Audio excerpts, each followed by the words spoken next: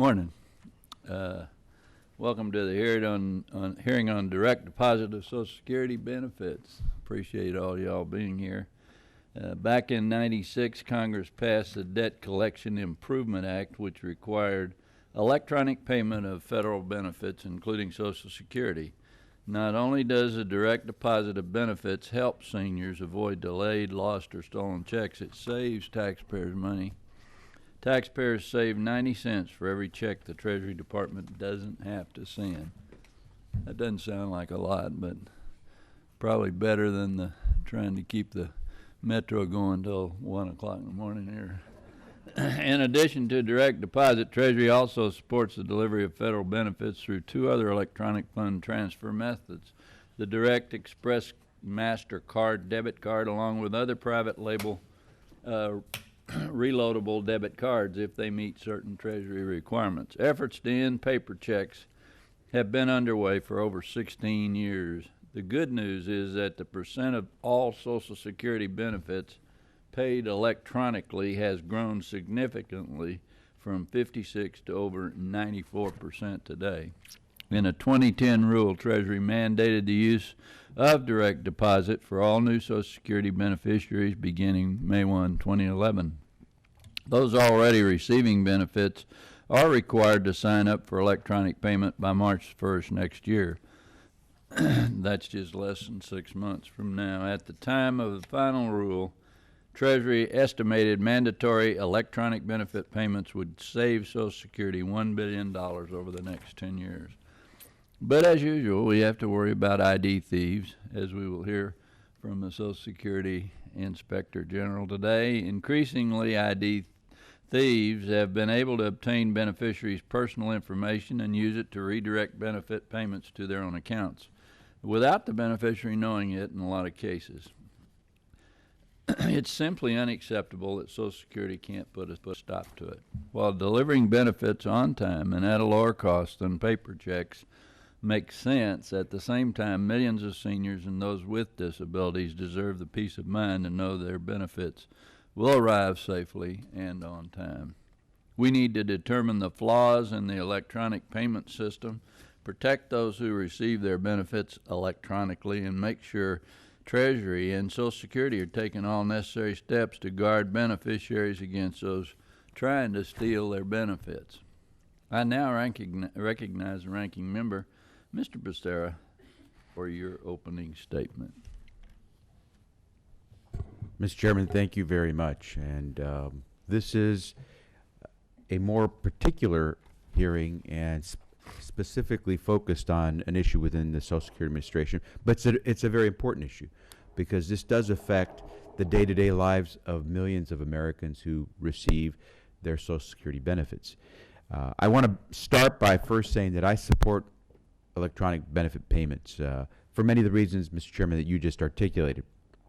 But our number one goal should be to make sure that every single American receives the Social Security benefits that he or she earned on time and in full. And so as we go about the process of transitioning to these electronic benefit payments, we have to make sure that we're doing it in a way that doesn't affect those Americans who worked for a long time to earn these benefits, and we don't want any of them to find themselves in a situation where they're the victims or they're losing out because we haven't done something right. So I hope we move forward with examining how SSA has been able to implement this proposal. We know we have a deadline coming up next year that requires SSA to move 100% towards electronic benefit payments, but there's some questions about how equipped SSA is to really deal with this in a way that makes sure that beneficiaries continue to receive their benefits on time and in full. Now, I agree with you. Every time we move to electronic benefit payments, SSA saves money. That means the taxpayers are saving money. And as you mentioned, it's close to $1 for every one of these transactions that is done electronically instead of through a paper check. But we do need better information on why a significant number of current and new beneficiaries are not getting their benefits electronically. March 13th, of 2013 is a sort of magical date in that that's when we're supposed to require all benefits to be paid electronically. But some 6 million Americans including many who've just started receiving their benefits, still get paper checks. We know broadly that some people don't have bank accounts, and some people just don't like electronic payment, and that's why they don't go towards the newer system, electronic payment.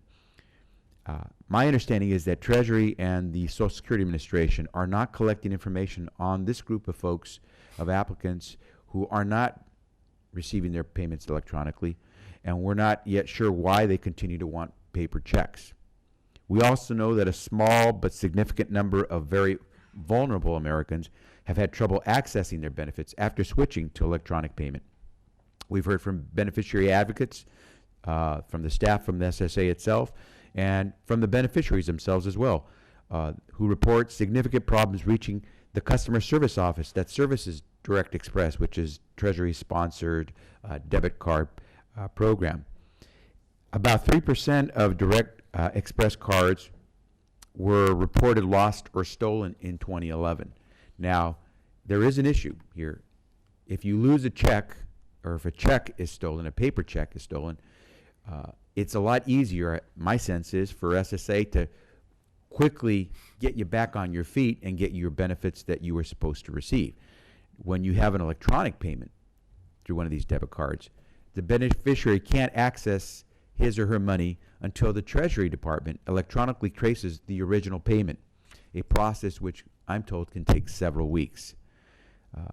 Just mailing these Americans who are receiving benefits their debit cards for their benefits is clearly not the right answer, but we don't have enough information to know what is.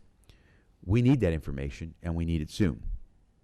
As I said, Mr. Chairman, I support electronic benefit payments, but our number one goal has to be making sure that every single American who receives Social Security benefits receives them on time and in full.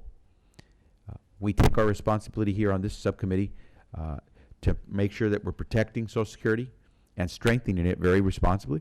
And I hope that what we do now is figure out a way to work with SSA to make sure that as we transition toward electronic benefit payments, we do so in a way that not only saves us money, but makes every American who worked very hard to earn those benefits very comfortable that this is the right way to go. And so with that, Mr. Chairman, I yield back my time and look forward to the testimony of our witnesses. Thank you. As is customary, any member is welcome to submit a statement for the hearing. Before we move on to our testimony, I want to remind our witnesses to try to limit your oral statement to 5 minutes. However, without objection, all the written testimony will be made part of the hearing record. We have one witness panel today, and seated at the table are Richard Gregg, a Fiscal Assistant Secretary of the Department of Treasury. I'm glad to see Treasury participating. Thank you, Mr. Chairman. You work for a tough group. Teresa Gruber, Assistant Deputy Commissioner for Operations, Social Security Administration. Patrick O'Carroll is Inspector General, Social Security Administration. Welcome back, sir. And Margot Sanders, Counsel, National Consumer Law Center. Thank you for being here. Welcome. Mr. Gregg, please go ahead. Thank you, Mr. Chairman. Ranking Member Becerra, members of the subcommittee, for inviting me to testify on a very important issue this morning. First and foremost, Treasury is dedicated to make all payments, including Social Security payments, accurately and timely. And over the years, we have done just that. Treasury and Social Security Administration have also made excellent progress in moving from paper to electronic payments. Most individuals have payments credited directly to their bank account. Until fairly recently, we did not have a good electronic option for those who are unbanked. In 2008, Treasury solved the problem by introducing the Direct Express card. Direct Express is a prepaid debit card in which benefits are loaded each month. In December of 2010, Treasury issued regulations to have all benefit payments, with limited exceptions, made electronically. Beginning May of 2011, anyone applying for Social Security, veterans, or other federal benefits is required to choose an electronic payment option. By March 2013, existing beneficiaries receive their federal benefits by paper check are required to switch to electronic payments. The Direct Express card has significantly benefited the unbanked population. For the first time, Treasury is able to offer the unbanked an option that is convenient, safe, and inexpensive. The Direct Express card provides excellent consumer protections, and most fees can be avoided by using the card wisely. The card enables cardholders to make purchases, pay bills, and get cash at thousands of ATMs and retail locations without having to pay a check cashing fee, which can range from 2% to 6% for the check amount. As of June 2012, more than 3.6 million payment recipients have signed up for Direct Express card, and approximately 2/3 of whom did not have a traditional bank account. According to a June 2012 survey, 95% of individuals who use Direct Express cards to receive their monthly Social Security benefits are satisfied with the card. I think that speaks well for the Direct Express card. In December 2010, when Treasury issued its rule on electronic payments, we were issuing over 125 million benefit checks each year. As of July of 2012, we have almost cut that number in half, with 92.3% of the benefit payments are being electronic. Through Treasury's long-standing push toward electronic payments rather than paper check, Treasury achieved government savings of $600 million in fiscal 2011 alone, because of spending for payment electronically is 9 cents compared to $1.05 for check payment. As the number of Social Security recipients increase, the savings will also increase. With the current initiative to have all benefit payments made electronically, an additional $1 billion in taxpayer money will be saved over the next 10 years. In addition, electronic payments provide beneficiaries with a safer, more reliable, and convenient way to receive their payments. Paper checks can be and are lost, stolen, or delayed. Electronic payments are reliable, as people would attest who had to leave their homes from Hurricane Isaac. Let me address the issue of fraud. Treasury has taken aggressive measures, working with Social Security, to combat fraud, even though the scale of fraud on Direct Express card is not large. There's far less fraud in electronic payments than in check payments. In fiscal 2011, there were over 1 million Direct Express enrollments and 6,691 attempts of fraudulent enrollments, of which 2,411 were successful. This year, to further tighten our enrollment process, we have suspended Direct Express enrollment through the website, and most importantly, we verify all new enrollments by using Treasury's payment database to cross-check identity on the enrollment process.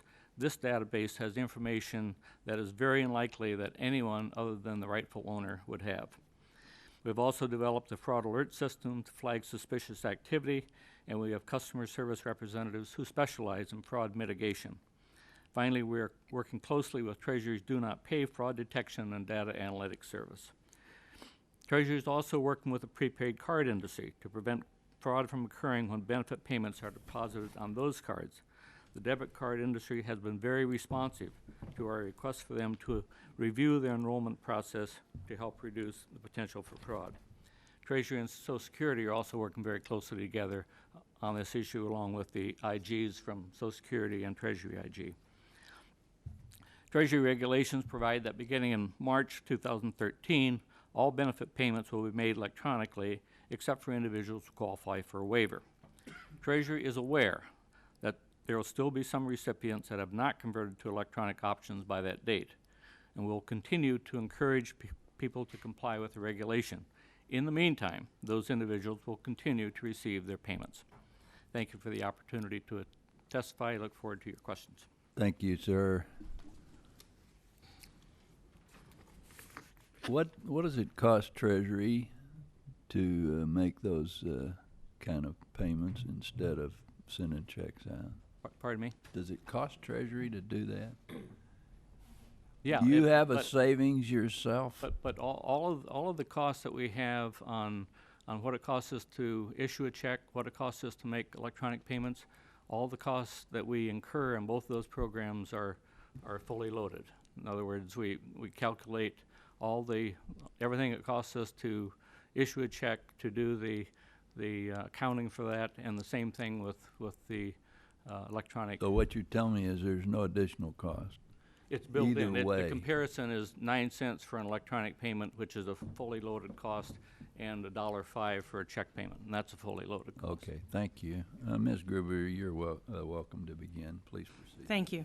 Chairman Johnson, Ranking Member Becerra, and members of the subcommittee. Thank you for inviting me to discuss Social Security's efforts to support the Department of the Treasury's All-Electronic Initiative. My name is Teresa Gruber, and I'm the Assistant Deputy Commissioner for Operations at the Social Security Administration. I want to make it clear that the agency places a paramount concern on the issue of fraud against our beneficiaries. We worked with our Inspector General on this from day one, and it has helped us to be able to combat these issues the moment we became aware of them. Clearly, fraud in electronic payments is a very serious matter, particularly for those affected.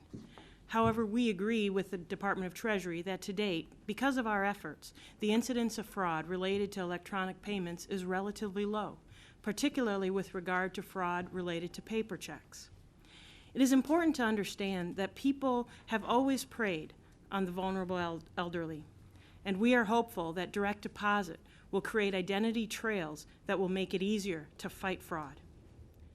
Our employees in local Social Security offices have the responsibility of determining benefit eligibility and the amount of those benefits. We pass that payment information to Treasury, and Treasury in turn delivers the payment. Our employees routinely interact with beneficiaries, taking applications for benefits and collecting bank information that allows Treasury to deposit checks electronically. They also explain the rules about how Treasury can deliver payments. Treasury has allowed direct deposit of Social Security and Supplemental Security Income, or SSI, since 1975. We agree that electronic payments are beneficial for the public and more efficient for the agency. They are significantly cheaper and less likely to be lost or stolen when compared to a paper check. They also allow us and the beneficiary to track payments more easily. We know when a beneficiary receives an electronic payment, therefore reducing the replacement payments we must make if a beneficiary reports that their check has gone missing. Severe weather events have perhaps demonstrated one of the primary advantages of electronic payments. We can get payments to beneficiaries despite the challenges that natural disasters bring. After Hurricane Katrina, the number of beneficiaries along the Gulf Coast who signed up for direct deposit increased dramatically. Last month, in preparation for Hurricane Isaac, we worked with the Postal Service and Treasury to make special arrangements for about 150,000 paper checks to make sure that they were shipped early and in the area on time. By contrast, we did not have to take any special action for the nearly 1.5 million beneficiaries who received electronic payments in the same storm track area. We also are working to make sure our beneficiaries understand the requirement for direct deposit.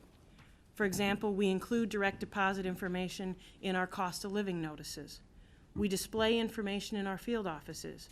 We created our No Check, Go Direct public service campaign starring our spokespersons Patty Duke and George Takei.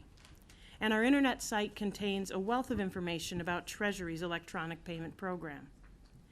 As I mentioned, much of our employees' day-to-day work involves public interaction. Treasury has the lead for developing and implementing the regulation, but our employees often explain it to beneficiaries. We ask all new beneficiaries to provide us with the information necessary to sign up for the electronic payment. If they decline the electronic payment option because they do not have a bank account, we tell them about Treasury's Direct Express card. Our employees emphasize that electronic payments are a Treasury requirement and that all beneficiaries must receive electronic payment by March 2013. For a variety of reasons, some individuals are averse to switching to electronic payment. If new beneficiaries request a waiver, we inform them that they must contact Treasury, and we provide them with the information to do so. We are proud of our success in signing people up for direct deposit. We believe that the overall participation rate in direct deposit is the best indicator of success because it not only measures initial enrollment, but it also measures those who convert from paper to electronic payment sometime after receiving their first check. Currently, over 94% of Social Security beneficiaries and nearly 83% of SSI beneficiaries receive their payment electronically. In fact, the regulation itself allows for some people to have an exception, such as anyone age 90 or older as of May 1st, 2011. We will continue our efforts to inform our beneficiaries of the requirement to receive electronic benefit payments, and we will continue to assist Treasury with the requirement. Thank you for your time today, and I'll do my best to answer any questions. Thank you for being here. Mr. O'Carroll, welcome back. Give us a straight skinny. You're recognized, I'll sir. try. All right. Good morning, Chairman Johnson, Ranking Member Becerra, and members of the subcommittee. Thank you for the invitation to testify today. My office fully supports SSA's and the Treasury's efforts to implement direct deposit for almost all Social Security benefits. Nevertheless, we are concerned about an emerging identity theft scheme affecting the direct deposit process. In October 2011, my office began tracking allegations indicating that individuals other than Social Security beneficiaries or their representatives had made changes to direct deposit information and redirected the beneficiary payments. We have determined that the suspects generally target senior citizens' personally identifiable information through social engineering methods such like telemarketing and lottery schemes, as well as other sources. For example, last year, an 86-year-old Social Security beneficiary received a letter indicating that he had won $3.5 million. The man called the phone number in the letter and was asked to provide some personal information so that he could collect his winnings. Within days, someone had changed the man's direct deposit information from SSA, and his monthly payment went to a different bank account. Before the issue was resolved, the senior citizen had missed several payments, and he had to obtain a bank loan to pay his rent. We have seen many similar stories. Through August, we have received more than 19,000 reports of questionable changes to beneficiaries' direct deposits. We continue to receive about 50 such reports every day. My office has responded on multiple fronts. First, we have partnered with Treasury OIG to investigate these schemes, some of which have roots in Jamaica but stretch across the United States. In June, our special agents, along with Treasury OIG, met with law enforcement and other U.S. officials in Jamaica. And at home, we are working with U.S. attorneys across the country to combat these schemes and pursue the people responsible. We have executed search warrants, made arrests, and worked with prosecutors to charge several individuals. In July, a U.S. citizen and a Jamaican national residing in St. Louis pled guilty to federal charges, including identity theft and wire fraud. We believe these criminals targeted beneficiaries throughout the country, deceiving them into sending money through wire transfer companies and prepaid debit cards. They allegedly sent the beneficiary's money to another Jamaican national in Montego Bay, Jamaica. That person faces similar charges but has not been arrested to date. We also done and continue to do significant audit work on this issue. There are several controls SSA could quickly implement to reduce fraudulent changes to beneficiaries' records. They can continue the planned implementation to block auto-enrollment for individuals who express concerns about fraudulent attempts to change direct deposit information. And SSA has reported to us that they plan to implement auto-enrollment block next month. SSA could develop an automated notification system to alert beneficiaries of changes made to their direct deposit information. This could occur through email, a mobile phone alert, or a mailer. And SSA could delay implementation of direct deposit changes until it is sure they are authorized. This could help identify improper payments before they're made. Finally, my office continues to urge all individuals, especially older beneficiaries, to take basic preventive steps to protect their personal information from improper use. We urge everyone to recognize phishing and lottery schemes and to exercise caution and sound judgment when they are asked for personal information from any source. In conclusion, the recent rash of unauthorized direct deposit changes to Social Security records is a significant issue. SSA, with its partners in government and the financial industry, must act swiftly to protect beneficiary payments and taxpayer dollars. We will continue to provide information to your subcommittee and agency decision makers as we confront this issue. Again, thank you for the offer to testify today, and I'm happy to answer any questions. Thank you. You're always welcome. I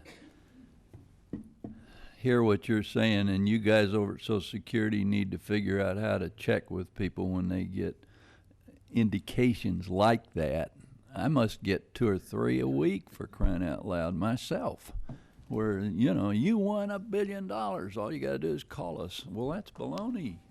And you can probably stop a lot of that illegal transfer if you guys get into that with him and figure out how, when somebody gets a message like that, whether it's on a cell phone or a whatever, have them call you and tell you about it, and you can run it down and see whether it's real or not. And 100% of them aren't real, just about. Thank you for your information. Ms. Saunders, thank you for being here. Welcome. Go ahead. Thank you. Mr. Chairman, members of the committee, the National Consumer Law Center thanks you for inviting us today to testify on behalf of our low-income recipients of Social Security benefits. We also offer our testimony today on behalf of 3 other national groups representing low and moderate income consumers. We support Treasury's proposal to substantially increase the number of recipients of federal benefits receiving payments electronically. We agree that the 2010 rule will likely save a substantial amount of money. The Treasury says that it currently spends mailing checks to federal benefits.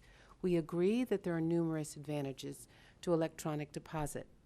However, even while electronic deposit is right for most recipients, it's not right for all recipients.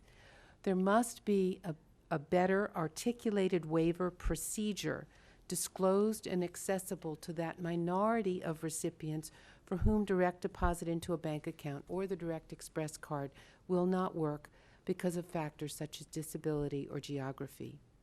We're concerned that as Treasury pushes the most vulnerable of federal recipients into the arms of banks and prepaid card providers, the Treasury must adhere to its obligation to make sure that these accounts are safe for people to use. In my written testimony, I've covered 5 topics in depth. In my oral testimony, I will try to touch on 3 topics quickly. First, I'd like to ask you to imagine that you're an 88-year-old retiree collecting Social Security benefits as your sole source of income. You've received your benefits by check for years. You've never had a bank account because you don't trust banks. You have a 6th grade education and you aren't good at reading. Your checks have served you well for years. You're comfortable cashing a check and paying your rent, monthly bills with money orders and cash. All of a sudden, you start to receive monthly notices in the mail from the United States Treasury Department. You can't really understand them because they're complicated and they contain a lot of legalese. You call the toll-free number and ask for information. You're told you can no longer get your trusty paper check as you have for all these years. Panic and confusion sets in. This example describes some real people. Not many people, not a huge percentage of the Social Security population, but a substantial and an important subset. The current regulatory structure for direct deposit does not include a reasonable way for this subset to protect themselves from this panic and confusion. Thank you. Treasury has set out 3 waivers, essentially 3 reasons for a waiver. 1, if you're over 92 and have received a check all along. 2, if you have mental impairment. Or 3, if you or live in a remote geographic region lacking the infrastructure to support electronic transactions. The problem is that while these criteria are appropriate, the actual procedure for obtaining a waiver is far too onerous. In order to obtain a waiver, someone has to call Treasury, have a conversation about their eligibility, use the right language to request the waiver, fill out the waiver form once you receive it, have it notarized, and send it back to Treasury. I understand that as Treasury's received over 72,000 calls relating to a waiver, 14,000 people were sent out a waiver packet, and there's been 281 notarized responses received back. That's far too great a difference, and we strongly recommend that the procedure simply be changed to allow that the Social Security Administration be the determiners of whether a waiver should be permitted. We also want to point out to you that there are 3 ways to receive Social Security benefits. Direct deposit into an existing bank account, the good, very good Direct Express card that was established by Treasury, and the private label prepaid cards that anybody can provide to Social Security recipients. And we are seeing substantial problems with these prepaid cards. In my testimony, I've laid out examples and an illustration of the confusion, the high costs, and the predatory loans that are often attached to these private label prepaid cards. And we urge Treasury to continue closing the loop on these problems. We want to extend our congratulations and our thanks to both Treasury and Social Security for addressing the many problems we have already brought to them. And they have really been very responsive. We just want them to keep being responsive to the remaining problems. Thank you. Thank you, ma'am. Appreciate your testimony. You guys are going to be responsive, aren't you? Thank you. We'll turn to questions. As is customary for each round of questions, I will limit my time to 5 minutes and ask my colleagues to also limit their questioning to 5 minutes as well. Mr. Gregg, I want to make sure that we're all completely clear. Come March the 1st, if a beneficiary is not signed up for direct deposit or another form of electronic payment and has not applied for a waiver, will they still continue to receive a paper check? I believe you said they would. They will. Mr. Gregg, in 2011, Treasury initiated a pilot project to encourage low and moderate income taxpayers to receive their refunds on prepaid debit cards. The project was a spectacular failure, according to the people we talked to. Worse, over the past 2 years, this committee, led by Chairman Dave Kemp and Dr. Charles Bastani, Chairman of the Subcommittee on Oversight, had to make repeated requests for Treasury to finally release an Urban Institute study of this pilot program paid for by taxpayers. Do you agree that the results of this Treasury pilot project failure seem to indicate that many low and moderate income individuals are not yet ready to choose debit cards over paper checks? What I would say, Mr. Chairman, is that I don't think the way that that pilot was structured was the best way. I mean, what we're seeing across not only in the Direct Express card, which over 55% of the people who are getting Direct Express are unbanked, and I think many other states and other programs are moving to electronic payments.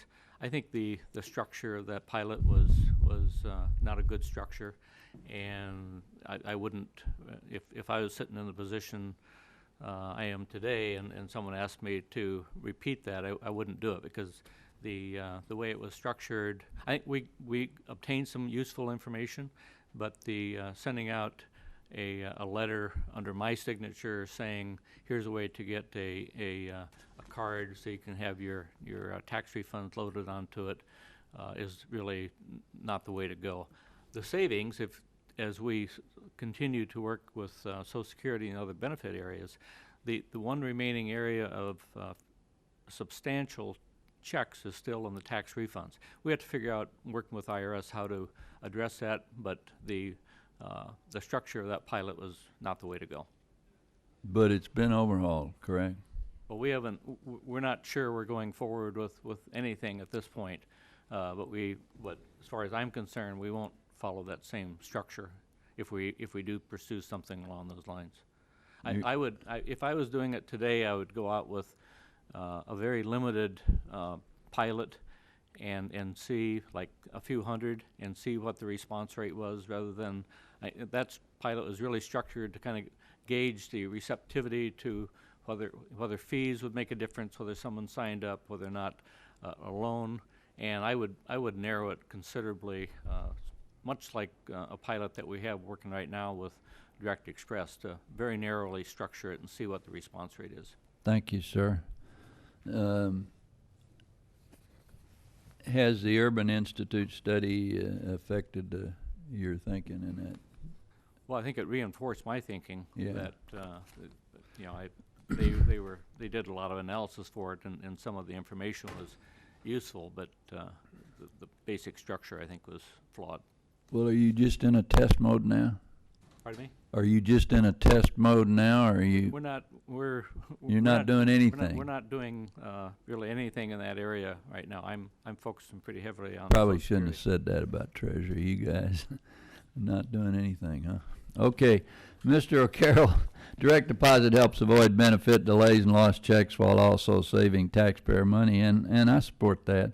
But I'm concerned about ID thieves taking advantage of some of our seniors who get caught in scams. And what are the types of scams seniors need to know about, and how can we pass that kind of information to them and make sure they know what's going on?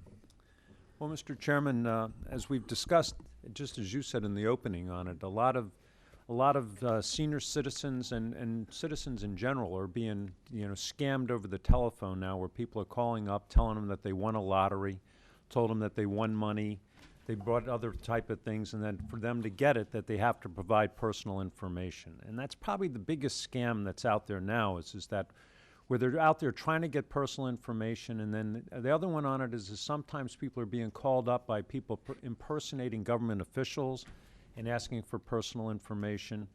And what we're trying to do is to get the word out, and that's a good reason for this hearing, for the protection of the personal information of people that are out there.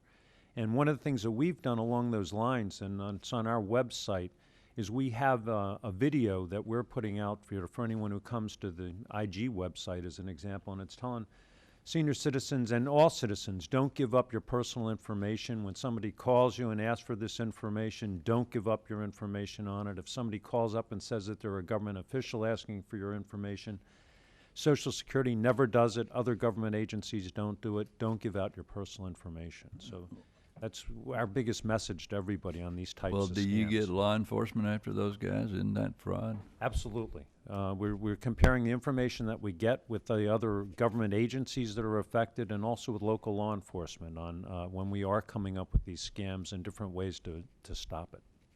Thank you, sir. Mr. Becerra, you're recognized. Mr. Chairman, we've had excellent testimony. I thank you all for all the information you provided. Mr. Gregg, let me begin with you. March 2013, that's 5-6 months away. For any senior who may be watching, who may be concerned about electronic payment, or who may have tried by contacting the correct office to get information about a waiver, what assurances can we give to that person that come March, April 2013, that he or she will still be getting his or her benefit checks on time and in full, regardless of whether it's electronic or otherwise? You can give them the full assurance. We're going to continue to, and we understand, Social Security understands that we're not going to be at 100% by March 1st of 2013. Okay. We're tracking it very closely, and our goal is to have as many people as possible convert, but at the same time, and we're doing that for the reasons I articulated earlier, because it is actually safer, and it's reliable, and it saves the government money.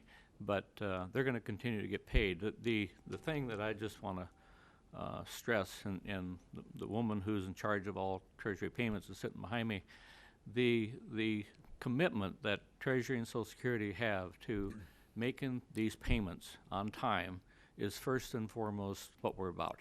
Excellent. I mean, during Katrina, we had the director of the Austin Center driving down to Houston every morning with checks for people who had been dislocated, so they could get their payments at a location they had moved out of their home. Well, that's probably one of the most important things that can come out of this hearing, is an assurance that one way or the other, as we move forward on this transition, that no American is going to be left behind. And so I thank you for that. Let me ask a second question, and also, Ms. Gruber, if you can respond as well as Mr. Gregg. We know that 1 in 10 folks are still saying, I'm applying for benefits. I don't want electronic payment. And so we still have a substantial number of folks who are saying no. For some reason, they're saying no, even though all the numbers show that it's probably safer, easier, and it certainly saves all of us as taxpayers money. What are we doing, or what can you tell us you'll do to try to collect the information that gives us a better sense of why some people aren't doing it? There's probably a universe out there that just is reluctant to change.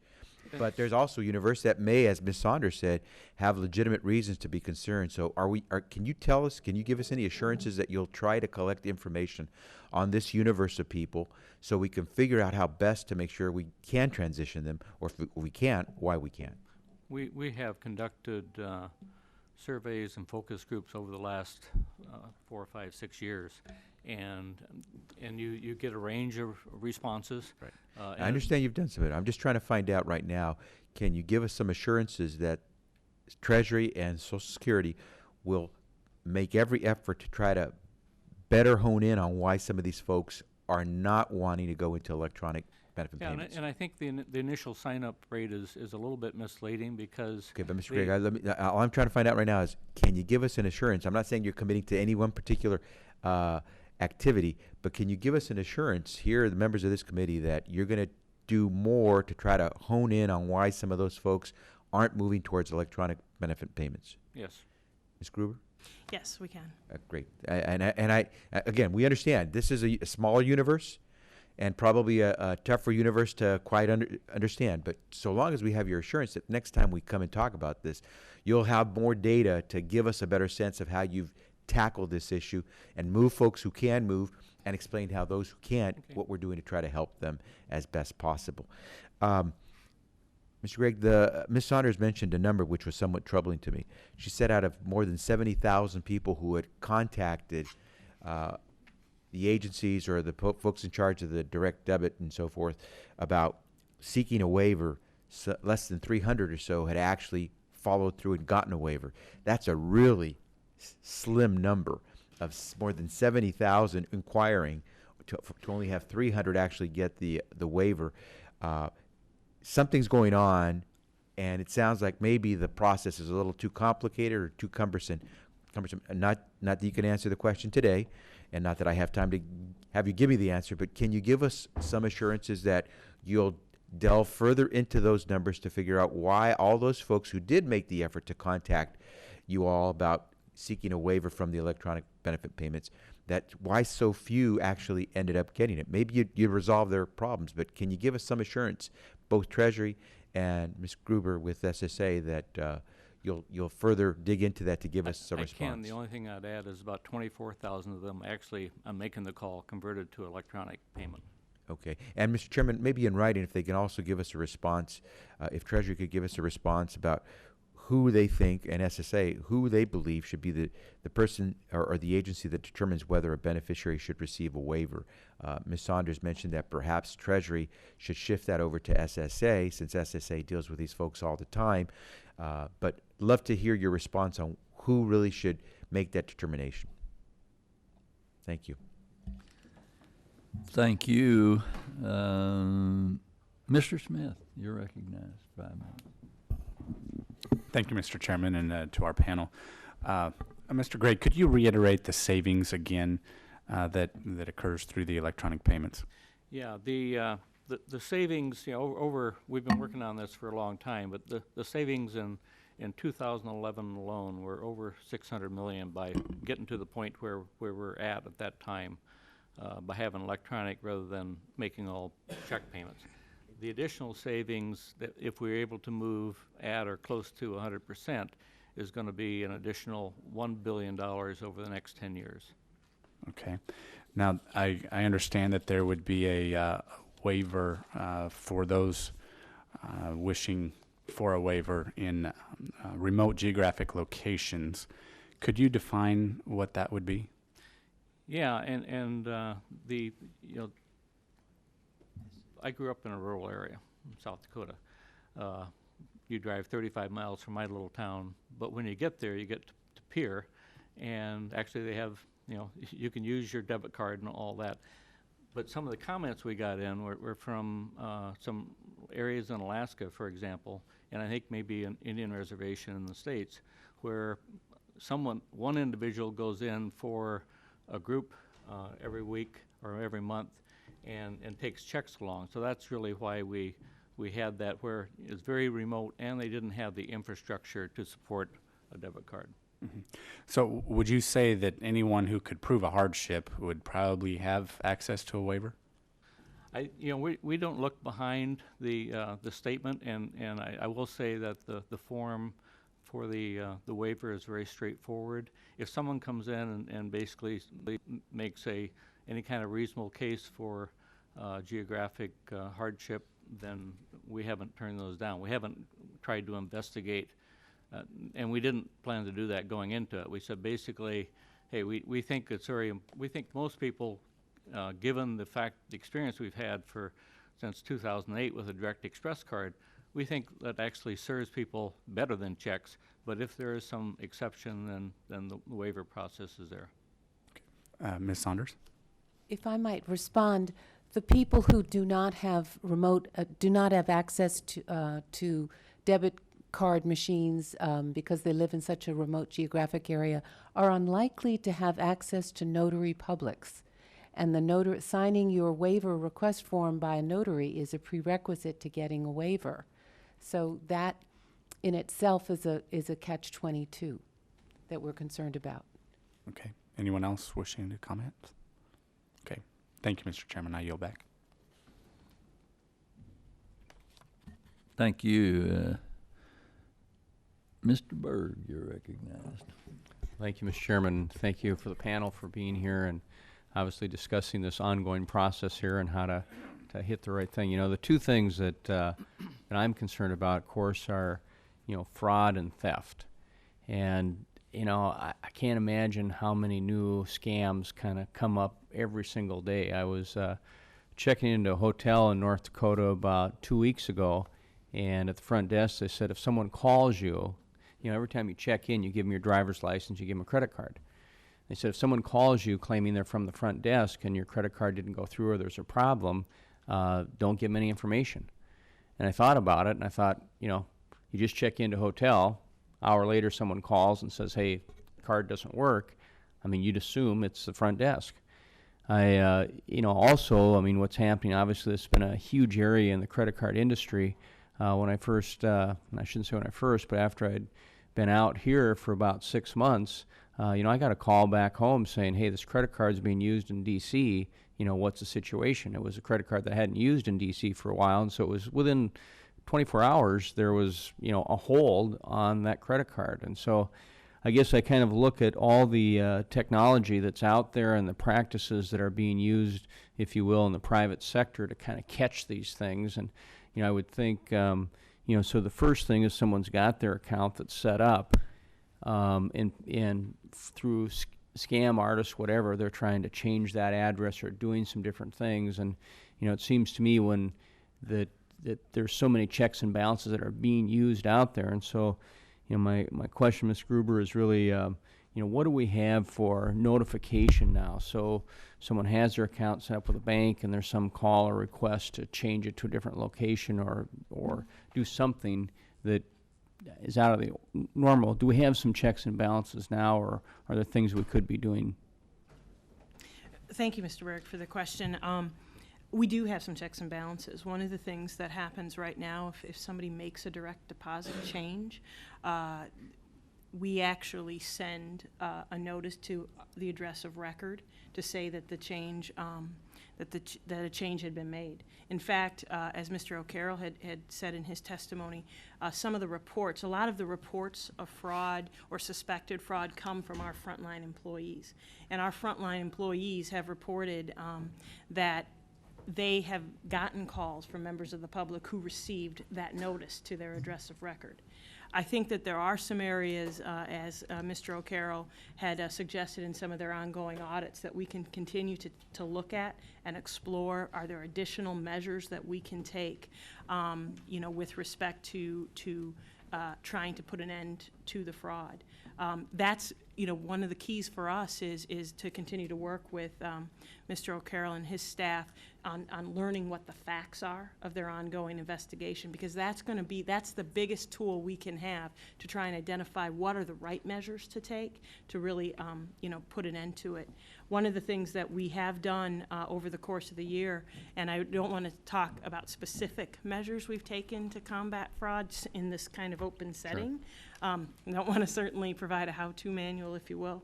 But those measures have also been quite effective in catching up some folks, I think, that were trying to perpetrate a fraud. So in answer to your question, yes, we have some checks and balances, but there are other things that we are willing to look to do. Just quick, are there any high-level numbers that would relate to the people that we've caught committing fraud and that we're prosecuting?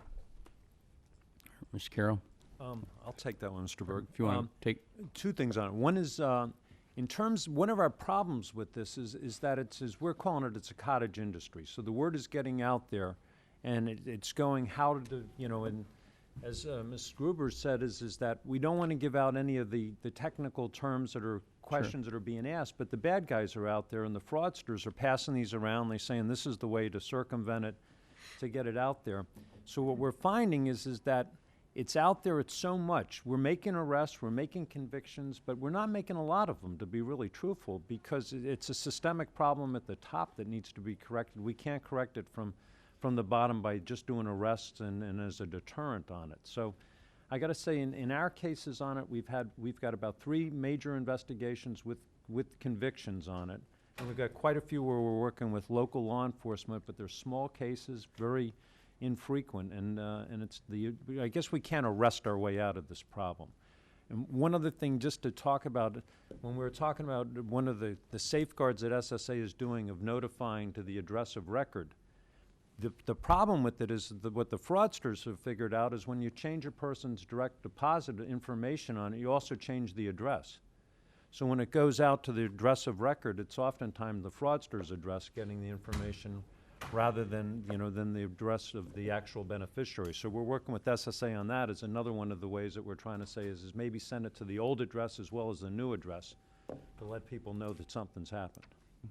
Thank you. Yield Congressman back. Berg, if I could make one comment, if you have time. We have, for the people that are interested in Direct Express, we have, as I mentioned in my oral statement, we have a Treasury database that has a record of the checks that we've been issuing.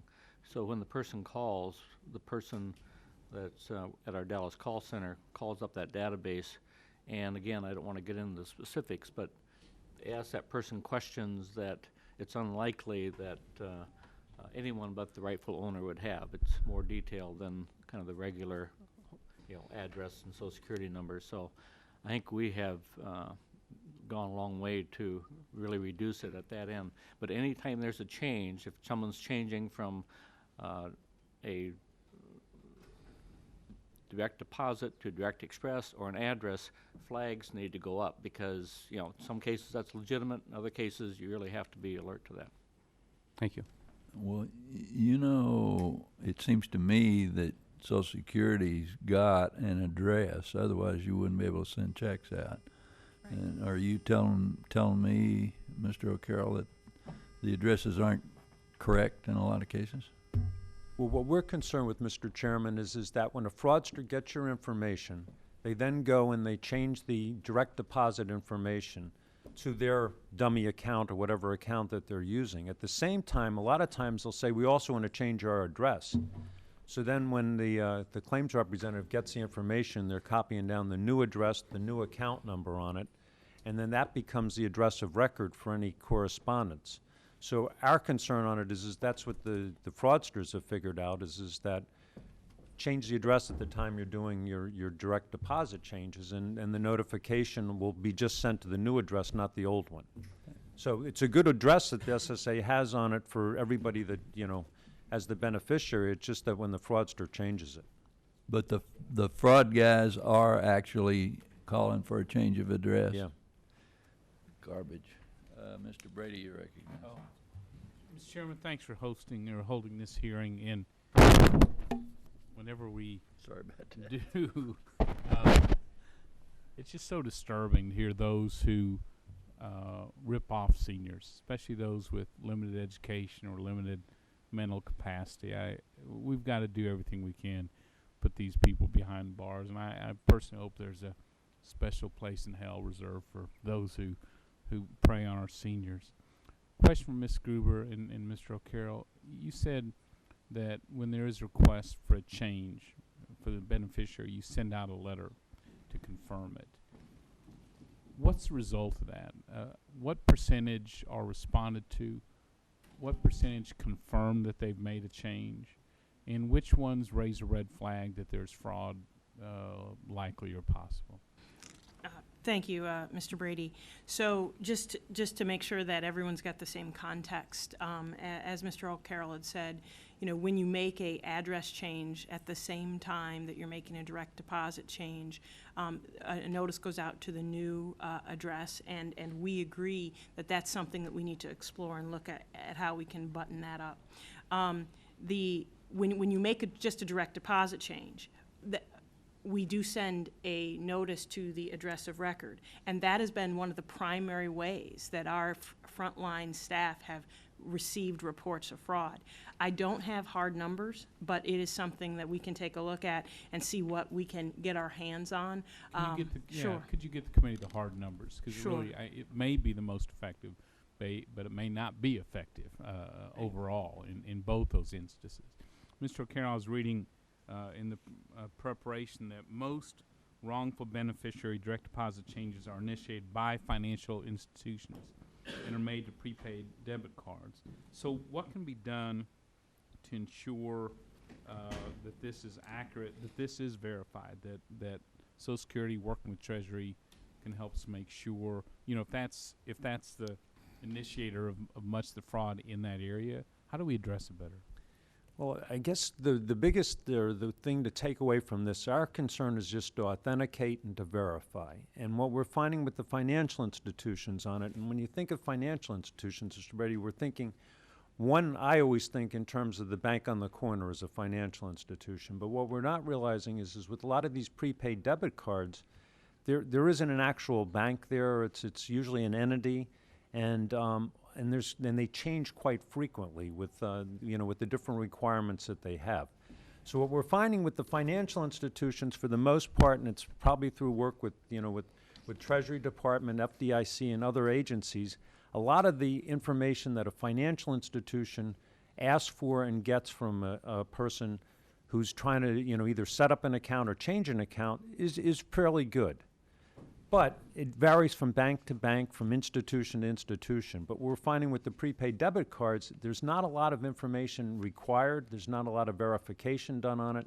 And that does seem to be the area that's the biggest vulnerability on it, is that there's so many of them out there and there's so many different requirements that the safety features aren't built into it. You think, could your office compile a list of the financial institutions where we're having those problems? Absolutely. You know, in volume or percentage, so that we can sort of shine a light on where we're having some of those issues and maybe address those. That'd be very good, because in some cases, some of the other benefit agencies have found the most susceptible of the financial institutions on it, and are not allowing those institutions to deal with them for direct deposit. I think we ought to see those. Ms. Saunders, you make a great point about the waivers and some of the challenges there. If you've got to confirm this is accurate information by a real life person seeking the waiver. If a notary public is too much of a challenge, how else would you accurately confirm it? Well, the notary, In a remote area especially. the notary public only confirms that you are the person who has signed it. The notary does not confirm that you really live in a remote geographic area or that you have a mental impairment. So how That would is you do that? beyond what a notary can do. We would suggest that the agency make the determination. They're making other determinations. They're the ones who are dealing day to day with the Social That Security. makes sense. How would they, and I'm not picking up, but how would they do that? So when someone comes in and says, I don't want a check, the Social Security, I don't want a direct deposit because I don't have a bank account and I don't have access to the internet, so I don't want a prepaid card. I don't understand how can a card have money on it? Then the Social Security representative asks a few questions and makes the determination right then and there. But if you're in a remote area, you're not likely to be walking into a Social Security Then office. however it is that you apply for Social Security, you make the phone call and you apply that way, then that recipient of that phone call at the agency makes that determination. But we're telling people not to give their information over the phone call to a government official. No, we're only telling, I thought the information was But, not but to to give it. verify, wouldn't you think? I'm not picking. I'm just trying to figure out what is a better way. So when the recipient goes in to apply for benefits, They're in a remote area. They're not walking into anything. They're Okay, so sending they- a letter back. so they And- call for benefits. They have to have a conversation at some point with the Social Security Administration, don't they? To apply for benefits initially, isn't there Correct, correct. there's Yeah. some conversation that occurs But at you're some talking point? about the waiver. We're talking about the waiver. You're already getting benefits. You're asking for a waiver. How do you confirm Well, so fact is the person at who that wants point, the recipient calls either they go into a Social Security office or they call the 800 number that is Social Security Administration's office and are sent to the appropriate avenue that knows how to ask the questions and determine the answer. I'm sure that Social Security Administration is quite familiar with how to deal with people of limited mental capacity as they process their applications originally. They would process these applications for waivers in the same way. It seems right for fraud. But let's keep pursuing that. I think the points you raise are good ones. So thanks, Mr. Chairman. Thank you. Mr. Marchant, you're recognized. Chairman, I've got a question for Mr. Gregg. In your testimony, you discussed a pilot project to determine whether people will sign up for direct deposit if they are sent an unactivated direct express card. Are only SSI beneficiaries in the pilot? And tell me more about the pilot and how it is proceeding and its results so far. Yes, only SSI, and to date it's very limited. We sent out 400 cards about 3 weeks ago, and so far we've had a 30% rate of people signing up, which is much higher than I would have expected, actually. We're going to continue to test this in limited bites to see. I mean, there's no money on the card. It is all they have to do, however, is call our number and to activate it and get signed up for the Direct Express.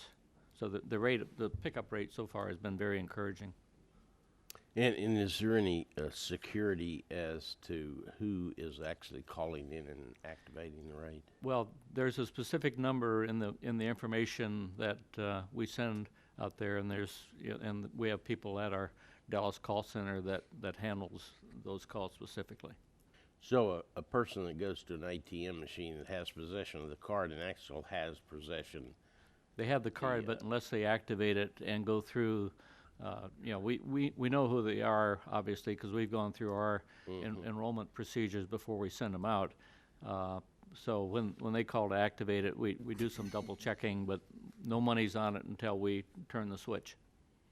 Right, but someone could get the number and someone could call and say, I'm James Jones and here is my number and I need this money moved. That's potentially an issue, but we're looking at that very closely, and we haven't seen any cases of that so far. And you don't have some kind of a Bat Cove number that only him and his wife or him and you know that if either of you don't know that number, then there's got to be a scam. Well, we're sending it to an address that we're very confident. Even the credit card companies now have put us through quite a strenuous process, and then they say, what are these last two numbers that you should know? If you don't have possession of the card, actually, you probably won't have those numbers. Right. I would suggest that as this matures, that you work closely with the credit card people to see what they might be able to offer you as far as ideas, as far as how you can take one more step towards making sure that the card goes to those that we intend it to go. To activate the direct card, the recipient will have to call the GO line. What safeguards do you have in place to make sure the caller is who they say they are? I assume it's the person that calls has to be the person who's on the card. Yes. Are you coordinating efforts on this pilot with Social Security? And to Mr. O'Harrell, have you looked into this pilot? And if so, what are the frauds and what are the acceptable frauds? Mr. Fortune, to be truthful, we're aware of this pilot, but we haven't done any work on it, so I really can't comment on it. We're working closely with the Treasury IG, and I'm sure they're monitoring it too, and we can get back to you on that one, but we haven't done any work on it at all.